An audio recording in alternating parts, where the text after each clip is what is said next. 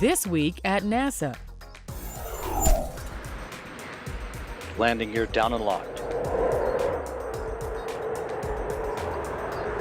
After more than 30 years, NASA's shuttle era has come to a close. Atlantis made a picture-perfect pre-dawn landing at the Kennedy Space Center during STS-135's 200th orbit of Earth. Mission complete, Houston.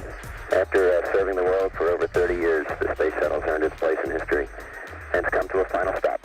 Brought safely home after 13 days of stocking up the International Space Station for the post-shuttle era was the STS-135 crew. Commander Chris Ferguson, pilot Doug Hurley, and mission specialists Sandy Magnus and Rex Walheim. It's a great day to be here and to welcome the STS-135 crew back home. I personally want to salute them and everybody who's been involved in this program. Although we got to take the ride, we sure hope that everybody who has ever worked or touched or looked at or envied or admired a space shuttle was able to take just a little part of the journey with us. In all, Atlantis made 4,848 orbits of its home planet throughout 307 days in space. The orbiter traveled almost 5.3 million miles over 33 flights.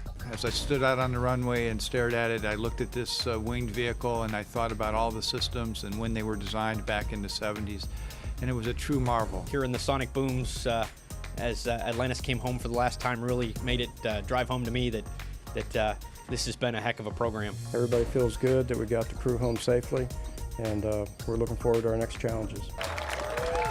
After being towed from the runway, Atlantis was parked outside Orbiter Processing Facility 2 for several hours, while workers walked around and photographed the shuttle. You guys rock. Thanks for all that you do, all that you've done over the last 30-plus years. You know, the astronaut office is indebted to you all. We've seen you firsthand at how you process this vehicle and how it is your baby.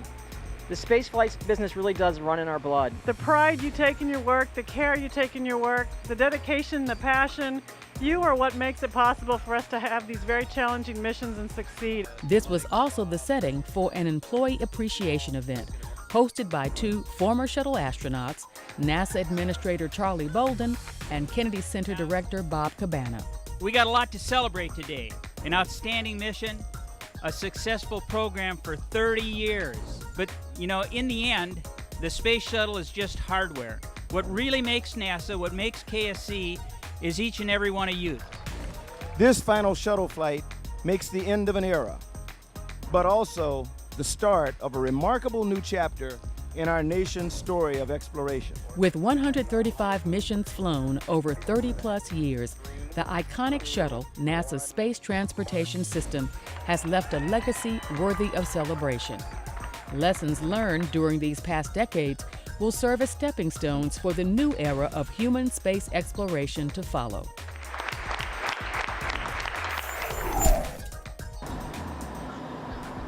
While Shuttle Atlantis is deserviced in OPF-2, Orbiter Discovery will reside in Kennedy's Vehicle Assembly Building, the VAB. It was recently shuttled there from OPF-2. Discovery is being prepared for public display at the Smithsonian's National Air and Space Museum Stephen F. Udvar-Hazy Center in Virginia. Its last mission was STS-133, conducted earlier this year. I want you to stick your chest out and say, my mom, my dad, my aunt, my uncle, my sister, they work for NASA. Administrator Charles Bolden helped kick off Take Your Children to Work Day at headquarters. Geared toward children ages 7 to 15, the event featured hands-on activities, presentations, and demonstrations to teach children about space, aeronautics, chemistry, and the work we do at NASA. So you can go back and say, this is what they do. And if you want to see something about it, go to the NASA website. Go to www.nasa.gov, and you can see what my mom or dad do. My first job out of college was working for none other than John H. Glenn. Deputy Administrator Laurie Garver joined Center Director Ray Lugo in officiating at the Glenn Research Center's annual Honor Awards ceremony. The awards were presented to individuals who've made significant contributions to the agency.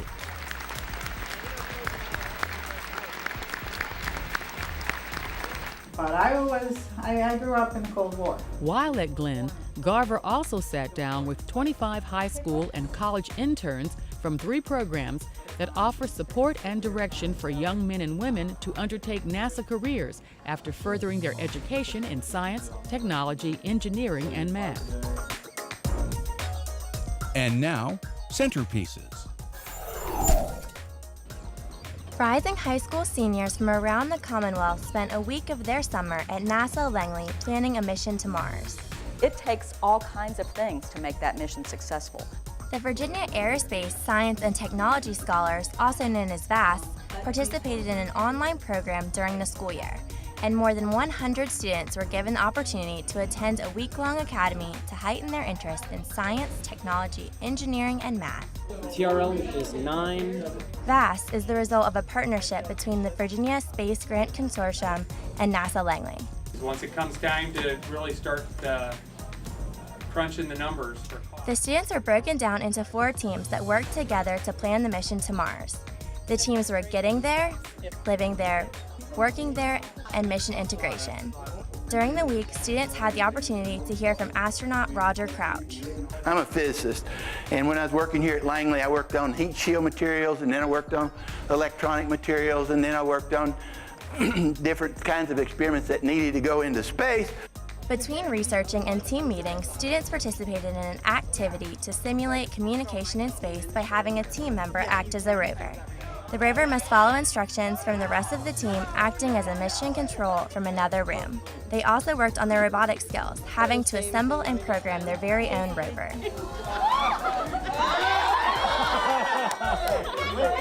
For our habitat, we decided to use a single joint airlock. At the end of the week, the students presented their final mission to a panel of experts.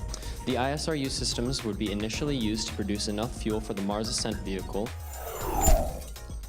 For example, this camera system that I put together. The International Space Station Program Office at the Johnson Space Center partnered with the Glenn Research Center to highlight the unique research opportunities offered by the world's laboratory in microgravity.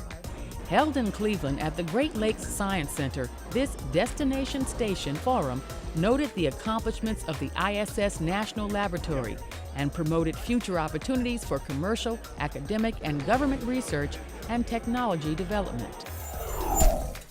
All engines running. Launch commit.